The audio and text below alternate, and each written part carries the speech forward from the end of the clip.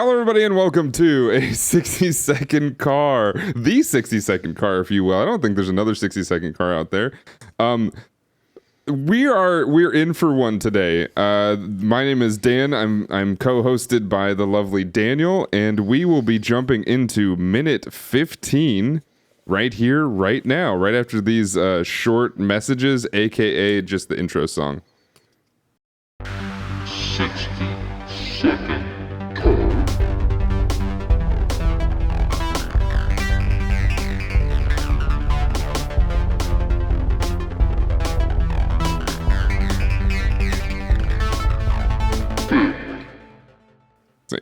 And we're back. Hello, Daniel. How are you doing this wonderful, wonderful? I don't know if it's as cloudy as it is up there. Wednesday afternoon. Yeah, evening. I guess at this point. We're in the same time zone. Yeah, we're in. But I don't know what time it is for me. That implies I know what I'm doing. I would call this a early evening, and yeah, it's kind of cloudy out. It's weird. It's humid. It sucks, but it's not like boiling hot, so I'll take it. Yeah. How have the runs been? With it's been like this for a few days here. In the morning, been going in the morning, so I avoid it, and then it's been hiding. So yeah. This is the podcast where I took a trip, which is like 2.5 hour trip to San Diego and back to quite literally spend an hour there. So that feels like I damaged the earth a little bit, and I feel very terrible about that. But it was for good reason, I guess. For myself, I had to figure out a few things before a powerlifting competition next weekend, which will be my first official competitive one. So this should, or I should say, a competition is always competitive, I guess. It would be my first rated one under the powerlifting league. Anyway. It's been a few days that have just been all strung together by some crazy things, and today on the drive to get food, because the barbecues around here don't work anymore, I was just telling Daniel off air, and I'll tell the audience here. I was listening to what maybe us as we get older may or may not consider classic rock, maybe. oh yeah, that's what you're referring to is close. I think it's right? 25 years, and we're probably 15. Yeah. So like the list, the songs that I went through. In fact, I still have them here. The last song I didn't finish as I parked was Weezer's Hash Pipe. I almost said half pipe. Weezer's Hash Pipe, followed actually by one of your favorite bands, I think. Huh? Who dat? It starts off with the song starts off with, it's not a cowbell, I think it's a woodblock. Oh, Queens of Stone Age? Yep. Little Sister. Yeah, that's always a good one. I love the woodblock. That's one of my favorite songs to drum to. And then there was some Hybrid Theory in there. And the song that I think like got me started on just listening to a playlist was, and it was because I heard it in the place where I was getting food from, Jane's Addiction. So judging by the era on these, was it the song Just Because? No. Close. Oh, so it was actually older. Was it? So it was I must have been Stopper Mountain Song or something, I guess. No, actually, I don't know how far up their popular list this song goes, but I've heard it a bunch of times throughout my life. It's a fun song. I actually like it a lot. Been Caught Stealing. Oh, once when I was 5, etc. yeah, exactly. I love that song. It's also a fun song to play the drums to. If I were a guitar man, I probably would love playing the guitar to that song too. If you were Dave Navarro, isn't it weird that Dave Navarro is in bands? I know him for being like a famous tattoo man or just like a TV personality now, but like he was in the Chili Peppers and is kind of sort of still in Jane's Addiction. He hasn't toured with them because he had gnarly COVID. I know that my aunt is in love with him. I could see how one would be. He's a good looking man, I think. Yeah. When I grew my hair out for the first time, I think because of how obsessed my aunt was with him, I think my grandmother started saying I looked like him. And I was like, this is weird. But I think it was just because she was so familiar with him at the point, because she just wouldn't stop talking about him. And then like I think my aunt met him one time, which is part of what like made her, I think, fall in love or something. But yeah. So I went down a little trip of the classic rocks that I think you and I probably listened to a lot when radio was still one of the main things I think that we could listen to in the car. Dude, I would spend my summers playing wrestling games on like a cycle late console, just listening to the radio all day. So it's just like my local 98 Rock, and I was playing WWF No Mercy on my 64 or something on my PS2. And the radio, I love the idea of radio still, and I think my love of talk radio is what got me into podcasting. So thanks, terrestrial radio. It's your fault. I think you and I, if we had the opportunity to keep radio alive and have it funded, I think we'd probably still keep doing it, right? Yeah, I mean, when I had my radio show, I loved doing it when I was in college, but also, I don't know, I also kind of felt like I was just beaming into nothingness and no one was hearing it. Yeah, that's kind of how I felt too. So you were a pretty big deal at the college that you, myself, and Katie all went to, at the radio program and stuff there. And in fact, it was kind of an inspiration when a professor from the community college nearby came to me and asked to start a media program, which led into sort of teaching people how to be on the radio and give them those type of talking in public and creating programs and putting together essentially what most people came up with was podcasts that would air live on certain times and stuff like that. And I think a lot of the times where I was figuring out what programming to put through so that we can teach the newbies and stuff like that, I think I used a lot of what you came up with as inspiration. And now we're here doing a podcast years and years after knowing each other. That's weird. It is a little bit weird. And we are doing that podcast for a lovely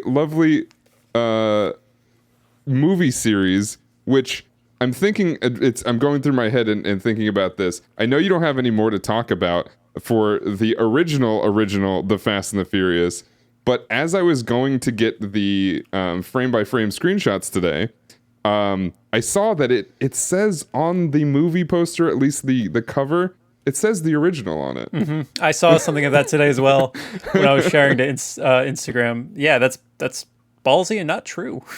Right, exactly. I guess they gained when they gained the title, they also gained the title the original. I don't know. It's technically not the original, but it kind of is. Yeah. Today's gonna be an interesting. We got 3 minutes going on, and we're starting off with where we left off, which is Dom and Brian interacting for the first time, cordially, I guess. Yeah, I guess it's less screaming this time. No more you embarrass me to his friends. However, if anything, this would be the time that he mightn't be embarrassed, because this is about the time it was last episode where he calls out Vince for saying he knows I can box. I feel like that implies something that maybe might embarrass him a little bit more. Yeah, I don't know if it's this minute or last minute. I didn't take a note of it, so I will take your word for it. I think it might have been last because Vince is staring him down. Yeah, Vince is staring him down. He stares him down a few times in these next few minutes, actually. That's all he does. It's just what he does. He mad dogs, man. So we start off with, something that I think everybody will like if you're watching the video portion of this. A lovely, lovely little freeze frame of Brian O'Connor, aka Brian Spillner, doing is that duck face or is that straight up just butthole face? Lips. I don't even know. Like, you showed it to me before we started. It made me laugh, and it's still so crazy. You have a knack for this. Like if there was if there was a way to monetize just getting these screenshots, you should really pursue that because you're a master. Can I start a Fansly just for screenshots? I feel like that would be very interesting. Well, so here's the thing. I would say that getting screenshots for these to prep for the show is one, it's super quick, so it's not a big deal, but it's not my favorite part of prep. I like actually just like thinking about all the scenes and reminiscing and the nostalgia of it all. But I will say though, because of how much I can just look through 1 minute and then just start, pause, these kind of just come up. I couldn't call it skill. I think they just appear. So modest. Because like what happened here is this is literally I think 15.00 and I was just like, oh, it's just there. All right, cool. Or 14.00. Did I get that wrong again? 14.00. Yeah, we're good. Also, like, of course we've got Brian's butthole lips, but insert the meme of get somebody who looks at you the way someone looks at you thing. Ja Rule, just looking at that pink slip or something. That's the pink slip. Enamored. I mean, if you look very closely, you can see Hector kind of doing the same thing too. They've never seen paper before. Look at this paper. They're like trying to get all the info they can. This is just Snooperville 101. You gotta peek the deets as much as you can. They're trying to spot the VIN to see whatever they could do with that. Yeah. The Vin Diesel. They're looking for it. So is his fake name short for vehicle identification number Diesel? I mean, he made it up, so maybe it could be. Diesel is very much a car thing, so it's not out of the realm. Sorry, I keep cutting you off. What? No, I forget what it was anyway. I do remember sending you a meme, or not even a meme, it's just a video of Vin Diesel being asked by, I think, a little kid at the Guardians premiere. Oh yeah. He just yelled family at Vin Diesel, and he turned around and with both arms up, very thick arms by the way, both arms straight up, just yells family. And the amount of enthusiasm he has for this is crazy. And like, so he has so many stories, and a couple of these stories came up. He loves jumping onto talk shows. He's done it on the Late Late Show, and he's done it on the Kelly Clarkson Show, and he goes on these rants about what he finds to be maybe the most important thing in life, where he does talk about how important family is and how important it is that we all stick together. I believe for the Late Late Show, it was right as COVID was starting, he got up and they asked him to sit down like 3 or 4 times, and he did for a second and would get up, and he would sit down and then would get up and just start talking about how we all need to come together, and this is going to be a tough time we're going to come into. And he was like, I think he thinks he's Dominic Toretto, like in real life. It's done some like reverse method acting thing, and I have a question about this piece that he did. So you said it was at the beginning of COVID stuff, right? Mm-hmm. Like, well, the first the Late Late Show one was right as COVID was like we're all hearing about it. Basically, when Tom Hanks pretty much came down with it in Australia. Okay, so this wasn't like a thing where he was on Zoom doing the Late Late Show, no. And he's at home and he wouldn't sit down at home. Okay, it was like that would be hilarious. It was like the last show that was done with people, essentially. A weird time. I went to a show the Tuesday before the world closed. That was weird. So okay, we moved to LA March of 2019, which was, I believe, the month everything was like being heard about, right? And then stuff started to slowly unravel from then. I feel like I started hearing about it in December 2019, and then 2020 is when the badness hit. I think we were hearing about some crazy virus or something starting up, and like the deep, I don't want to call it the dark web, the deep state. It was Illuminati, etc. Yeah, exactly. Something was rumbling about it, and that was, I think, I want to say around March, and then that what you're talking about, like November, December, is I believe around the time that like Tom Hanks and his wife caught it, and then everything hit the fan. It's like, what the heck? But yeah, so like he's constantly talking about, and you could probably find it if you want to look it up for anybody out there on YouTube, because I'm pretty sure it's everywhere, of him getting very, very sentimental and serious about how these movies are about family being so important, how we cannot let go of it. And it's half awkward because the host sitting there is trying to get him to shut up because like we gotta move on with the show. And you see especially Kelly Clarkson sitting there going, I don't know what to do. What do I do about this? Like, it's Vin Diesel. He's much bigger than anybody, and nobody wants to do anything about it. He is Groot. Just what about Groot? What would Groot say about that? That's how you shut him up. Anytime you want to shut him down, what would Groot say about that? Yeah, He'd scream, "I am Groot!" Everyone cheers. You move on. Mm-hmm. Yeah.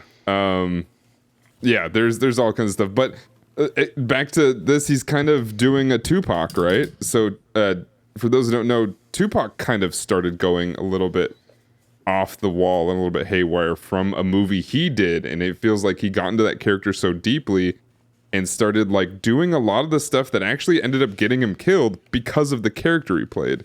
Okay, I didn't know what you're talking about. I don't know anything about Tupac other than he's a rapper my mom likes. Okay. So Tupac, it was this very, very intelligent dude who was pretty much down to earth for like most of his life. And then he did this movie, and somebody will figure out which movie it is. I forget which one it is. He did this movie where he played this like pretty thug gangbanger and all this stuff, and then after that movie, he started like really kind of doing the things that his character would have done in that movie. But he never really did that before. And then he started beef with like Biggie, who Biggie was like, I don't know of this beef. I don't really know what's going on. And he started doing all these things, and then he started making friends with like some other pretty big names who were actually like, you know, deep in the cut and hard. And then that got him into a lot of trouble, and then eventually got him killed. But like, if it weren't, many might theorize that if it weren't for that movie, he'd probably still be alive today. But who knows? I guess I didn't know that. Yeah, wow. It's a very interesting story. I feel like they have done a doc about him. They probably haven't. I don't know. I think he just finally got a star on Hollywood though. I think that just happened. To go down that same train of thought, couldn't you say the same about Paul Walker? He started doing these drive real fast movies, then he drove real fast, and that is possible. I don't know what he did before this, though. I was gonna say I don't know if maybe his interests got him into this role, and maybe that was gonna happen no matter what. But yeah, like he really did, and actually he talks about this in some interviews that I have seen. He talks about this. He goes, if somebody on the street like sees me and recognizes me and they call me Brian, I'm way more trusting of them and I want to hang out with them versus the people who call me Paul Walker. That's crazy. Right, because it's crazy, but he's like, those are the people who care about the stuff that I do, rather than some. I guess he's probably referring to the other people as like TMZers and like paparazzi and stuff like that. So I kind of get it. What if you called out, "Hey, guy from Tammy and the T-Rex"? Did you just look up his credits? No, I've been using the same notebook this whole time, okay, so I just went back several weeks. I normally don't call this out, but in chat, in the live chat at twitch.tv/Danotage, which is where we're streaming this live, every Tuesday/Wednesday at about 5:30 p.m. PT, there's a question in chat from one of my longtime viewers that asks, is this what happened to Blipcast? Yes, I have replaced Katie, the almighty, dethroned. And this has become Blipcast. I've known Katie since high school, but I feel like I traded up. Sorry. I will not be telling her that. You need more names, though. I'm not used to this one name thing. Yeah, I don't have that. I don't know how you guys came up with it still to this day. I don't know that story, but she has a long name, and I couldn't. I don't think I only could remember ever like come up with 3 something. of them. I remember the ending, and then I think she wanted to have like a moniker that wasn't her actual name to be on the show. And then it just got out of control. So One of those became her Twitch / just online persona for a long time, which was great. And then, but yeah, so like that brings it back. So CalFusion, the person who said it, has been following me since 2016, and I believe he found your guys' podcast through this channel and us, and I think he listened to like everyone probably. But yeah, we've got a crossover. It works. Look, cross promotion. It works. Quick, teach me something. I'll recommend something I'm seeing. Then it'll be like the old days. Teach you? I don't know what to teach you. I don't have any science facts or language facts or anything. I did. Okay. Timestamp about 26 minutes. Okay, it's pretty late. Doug loves movies. We're gonna talk about this again. I was listening to a episode with David Bory and a few others, where they were asked, or Doug's game was, when do these characters appear for the first time? Like, name the movie that these characters appear for the first time in the Fast and the Furious. And I got one of them wrong. I got all the other ones correct, but I got one of them wrong. I wasn't aware of when Gal Gadot shows up for the first time. Do you know the answer to this? Is it 4? It is 4. For some reason, I thought it was 5. But I don't... the 4 is the one that is in the weird dark spot in my memory. I don't remember what she is or where she shows up in 4. Is she a main character? Not really. I feel like I would have remembered that.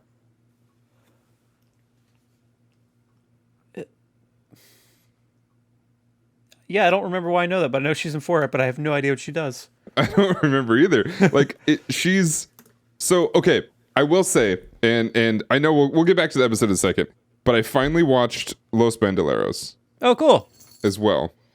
We'll obviously get through that, but that must be why they developed her character for 4? Because that... some of my connection to that bridge there, I feel like it's weird. I also feel like that short was very weird.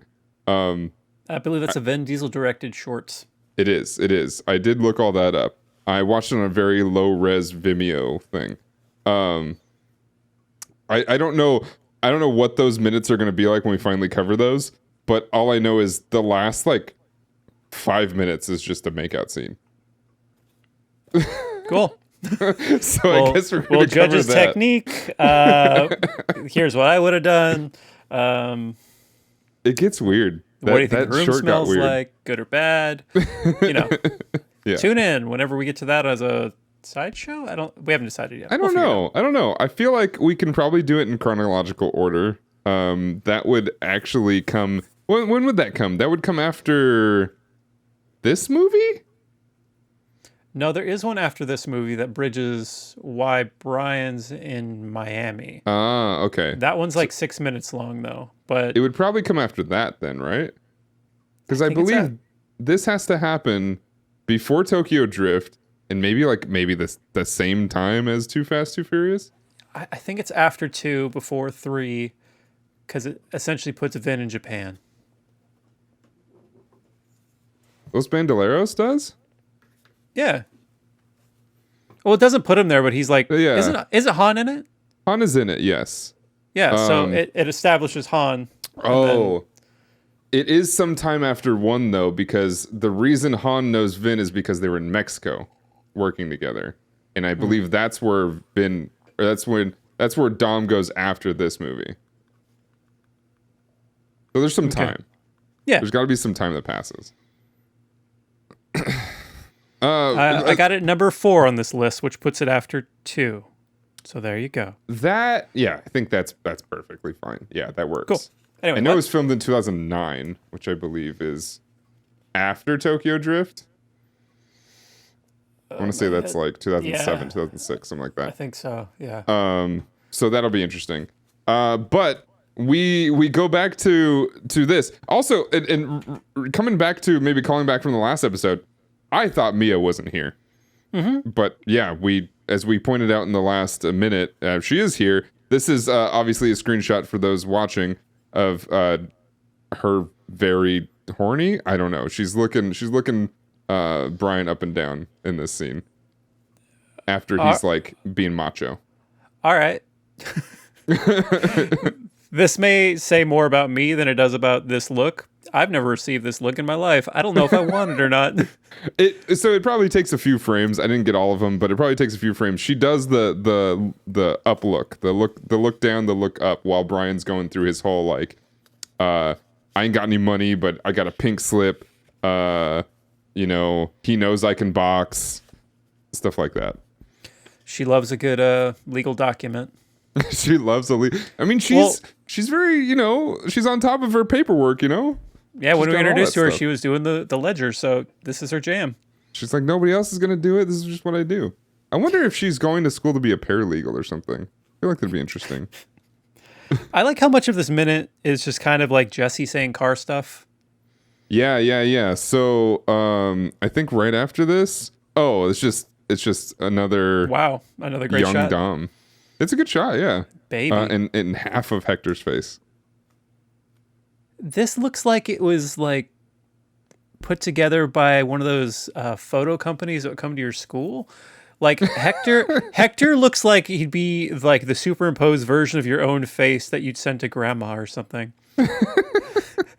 How it's like got soft focus around him and it's beautiful, really. That's to be the shirt. It's like the 3 Howling Wolves, but it's fast characters.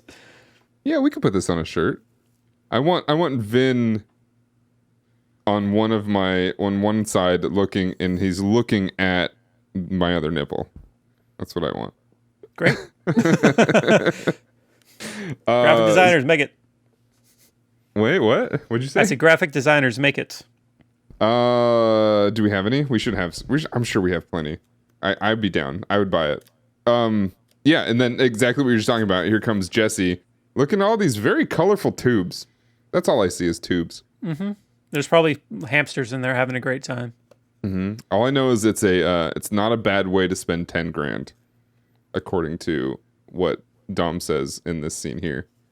Oh, I think I wanted to. Did I get the image of? Yeah. So as Jesse's going through and explaining it all, these guys in the background are so interested. Well, they're the real drivers, aren't they? Maybe these guys might not be. The guys in the background might be.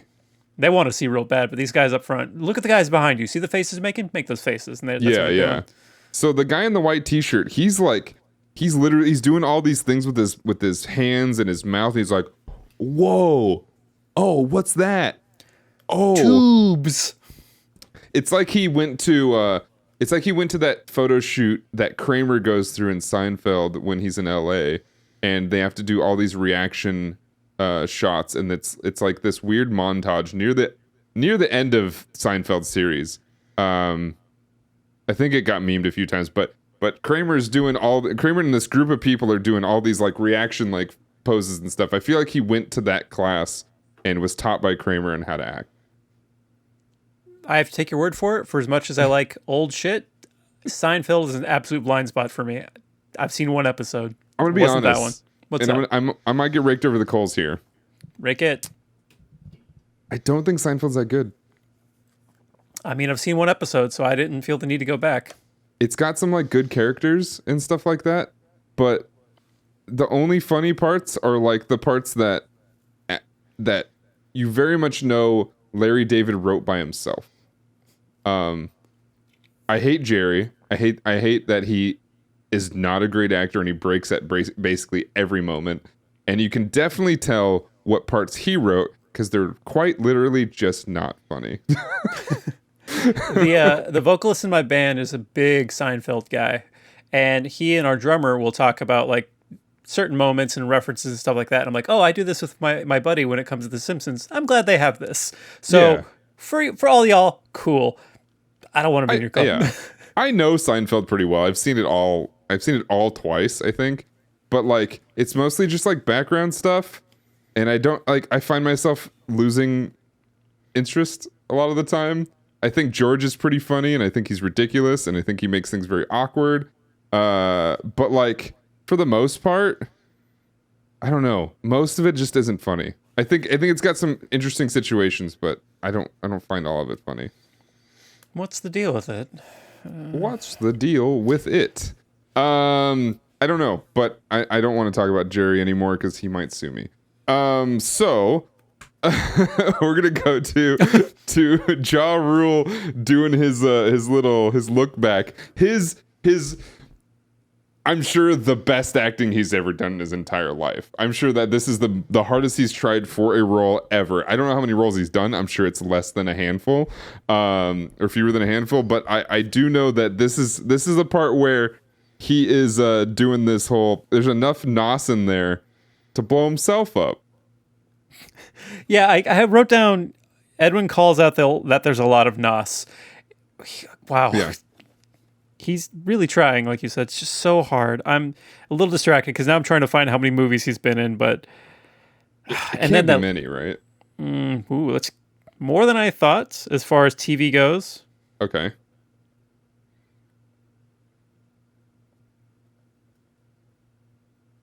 $20? 20? Really? Some, small roles. He's played himself several times. 4 times. He's played somebody named Bling Bling, a hip hop bar performer, a voice in something called Troll Land, which doesn't seem like it came out in theaters. How early was Fast and the Furious for in this career? Number 3 after Turn It Up and Da Hip Hop Witch. Oh yeah, I forgot about. How can I forget about the Hip Hop Witch? In which he played himself. So that was his first himself. I can't believe it. I can't believe it. I'm sure. I'm curious as to if the rapper Pain in the Ass was in that movie. Is that a real rapper name? That is a real rapper name. His name is Pain in the Ass. Quick scam. I'm not seeing Pain into Ass. Like I said last time, Vitamin C is very strange that she's in this. Oh yeah. Professor X, Spliff Star. Nope, sorry, no Pain into Ass. Maybe in the sequel. Pain in the Ass. Musical artist. I think is he a white guy? He is a white guy. I think. I don't know. He could be anything. But yeah, he's all over the place. I think he's still like releasing stuff and whatnot. There's a picture of him with Jay-Z. I mean, he's got some connections, but yeah, he made it somewhere. But yeah, shout outs to Pain in the Ass. We're out here calling you out. I love it. Call the show. This one is also one of those scenes.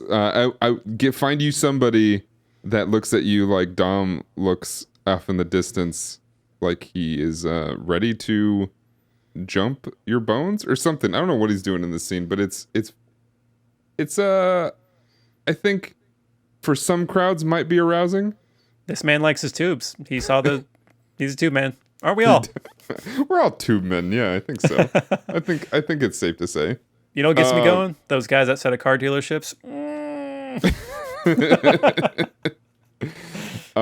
We have next in our little selection of seconds here. We have most of the crew actually in this shot here, but what we do have is I think Brian asked if he was worthy, and he said, "I don't know yet, but you're in." Is this all it takes to get into a race with Dominic Toretto? This is all it takes. He put in his car. I guess that's true, considering they were all only putting up what, $2,000? Yeah, I think so. So let's go with the notes. So to upgrade his car was $10,000, plus the car itself was probably like, I don't know, $12,000. That's yeah, I guess it's putting up quite a bit. Mm-hmm. And I think Dom sees that it's him trying to get his respect, and he's buying his way in, which is a strange way to do that, but whatever. Maybe he just really likes the car. Yeah, it worked. I can't. So there's also several hairstyles here that are very indicative of the times. I think there may have been a point in my life where I had the spike hair like this on the right hand side. Mm-hmm.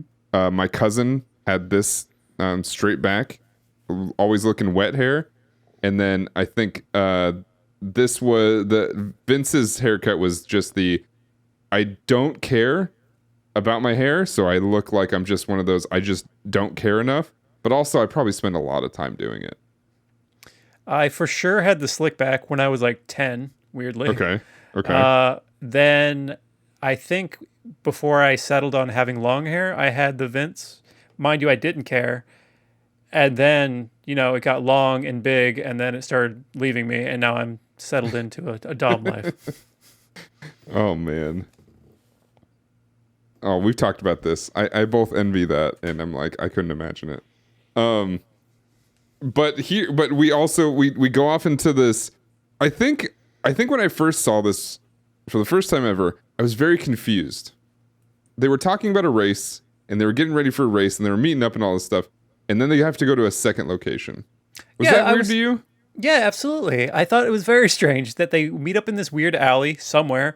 They all back in and have to take the time to set up their cars to look cool going to the hall. And now imagine leaving this place. They all have to go like row by row. There probably is people going, all right, now you go. It's like going to a big concert or something. Yeah. And but then they got to...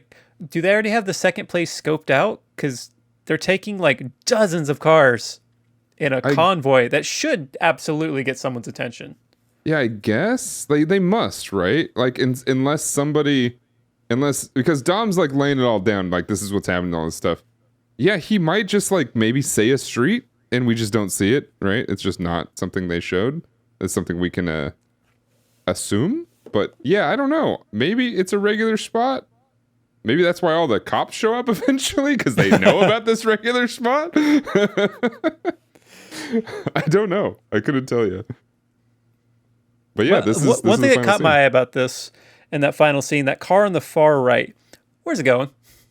There's one car that just like veers off. Yeah, I wonder. Yeah, I feel like the director was like, "Everybody pull out of here," but we don't want a straight line.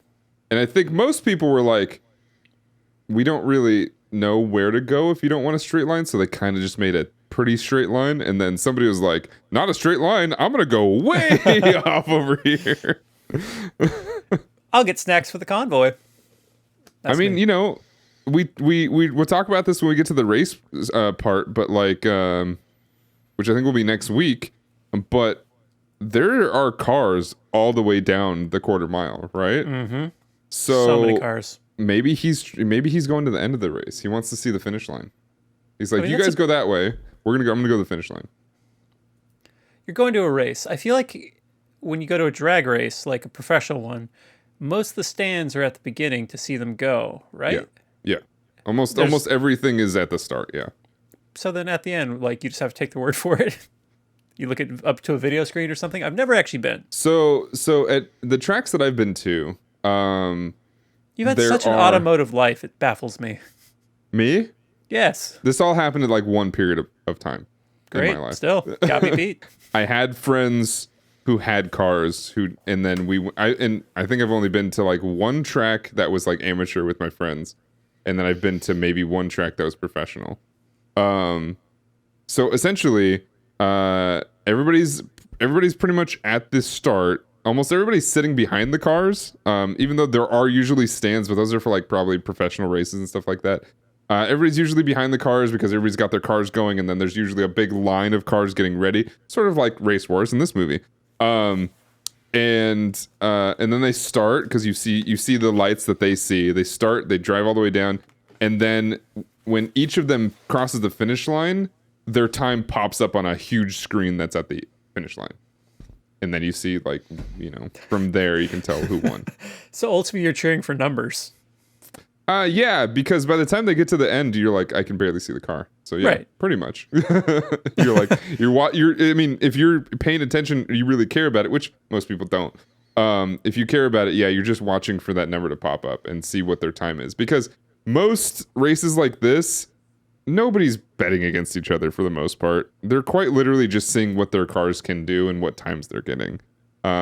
It probably makes sense that most people aren't at the end, because if something goes wrong and the car crashes or explodes, then it's just sending chunks of car at a waiting audience. So that's probably smart. That's possible. I think, honestly, I've seen a lot more problems happen at the start, though. Oh, all right. Where either the driver doesn't really know what's going on, kind of like what happens in this next scene. The driver doesn't really know what's going on, so when they start, they don't really know how to handle it, and they either run straight into the wall right next to the start line, or something doesn't work and it just like blows out or whatever it might be. Something doesn't go right, and then there's a loud noise, and not really an explosion, but it sounds like one.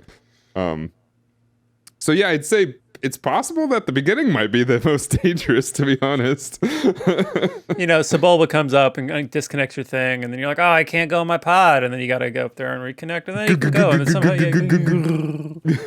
Yep, this guy gets it. My mom loved Sebulba just because of the sound that his pod racer made, man. Just when she saw the pod, she's like, hey, Dan, now this is pod racing. Yeah, exactly. My mom would have loved pod racing. So my mom has a reputation for being a teenager and I think totaling probably 2 or 3 cars, and always having really fast cars that she shouldn't have had as a teenager. I think at one point she had like a Camaro, a root beer brown Camaro with white racing stripes that apparently she did wreck pretty hard. But for most of my life, I just used to going really fast in a car. That's just how it kind of went. Right. She's very, very much into her cars. She's one of the people that gets really sad when they see like a classic car get wrecked in a movie. It's like, oh no, why did they do that? They didn't have to do that. And then you tell her later that they, pretty much fabricated all those parts to just do exactly that. But yeah, that's minute 15. Wow. We did it. 15 of these. We have done 16 of these, really. Oh, that's right. Math 3. Okay, never mind. So, but we are a quarter of an hour into it, which is, I think it's a milestone, right? Yeah. Take that, society. Said we couldn't do this. Said we shouldn't do this. We don't listen to either of those things. But I take all the haters of this franchise. They're also our haters. That's how I take it, and I try to show up those haters. Okay. I'm like, oh, I got haters now. I inherited these guys. You've got haters now. Damn. You gotta have haters because you gotta know when to hold them. Know when to fold them, walk away, run. Yes. But you gotta know when to take it to the haters, take it to the streets, do the thing. Take it to the Matthews Bridge. Take him to the Matthews Bridge. That is not. Wait, was that Roland? Is that Roland? Was that in this movie? No, right? No, it's not. Is that My Generation? That is my. Yeah, it must be. John Otto. Yeah. Matthews Bridge. Yeah. You're right. That is My Generation. Welcome to the jungle, punk. Take a look around. It's Limp Bizkit. Fucking up your town. Is down low in the shockwaves. For all my haters in the grave? To get your groove on? That's what you're supposed to do? Yeah, exactly. I don't go to many hip-hop shows. Life's just a little fucked up. A Generation X, Generation Strange, something in the pain. So go ahead and talk shit about me. This is the show now. Just misremembering Limp Bizkit lyrics. I don't know why I know Limp Bizkit lyrics, because I don't listen to them like ever, but I know them pretty well. It's sad. But I feel like that is indicative of this movie. It was not the first time I heard Roland, but it was about the time where they were very popular. So it works, right? I'm just gonna put it out there. It works. I think the people who listen, if you listen to this podcast alone, and this is the only type of content you listen from either one of us, I think I'm going to get a reputation of just being the broiest bro of bros, and I don't think I really am. But I'm not helping my case. Look, in this episode, you admired a car's tubes. I think that really negated all your bro power. Although you did say you're going to do a powerlifting thing. I don't know what to believe in anymore. That sounds like I sexualized the tubes and did like a weird voice while talking about the tubes. That's what these movies are. It's sexualizing cars. Yeah, but does anybody sit, I guess, you know what? I probably answered the question, but the question I was going to ask is, does anybody sit there and go, oh yeah, look at that car part. Baby. They probably do. Oh yeah, gotta be. They absolutely do. If you want to baby our social medias or any of the stuff and support this podcast, which I mean, great. That's if you do anything other than listen or watch this podcast, I absolutely salute you because we are off the rails, off the tracks, and out of tires. It is the 60-second car, the podcast that is all over the internet.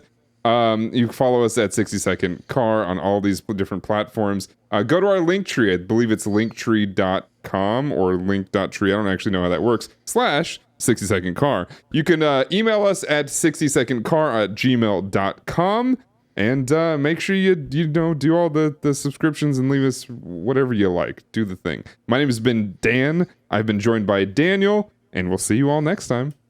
Family.